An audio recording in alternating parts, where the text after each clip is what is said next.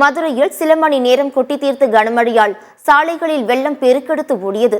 இதனால் போக்குவரத்து பாதிக்கப்பட்டதோடு மக்கள் வீட்டை விட்டு வெளியே வர முடியாமல் தவித்தனர்.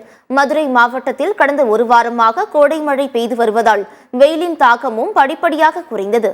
நேற்று மாலை 2 மணி நேரம் இடி மின்னலுடன் மதுரை நகர் முழுவதும் கனமழை பெய்தது. இதனால் ஆங்காங்கே தரைப்பாலங்கள், சாலைகள் தண்ணீரில் மூழ்கின.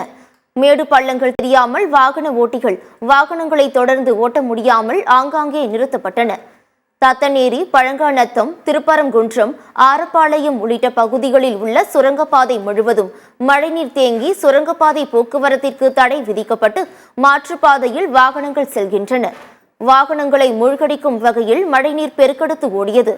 மதுரை மாநகரில் மழைநீர் வடிகால் வசதிகள் இல்லாமல் சில மணி நேரம் மழைக்கே தாக்குப்பிடிக்க முடியாமல் போக்குவரத்து முடக்கமும் நெரிசலும் ஏற்படுகிறது.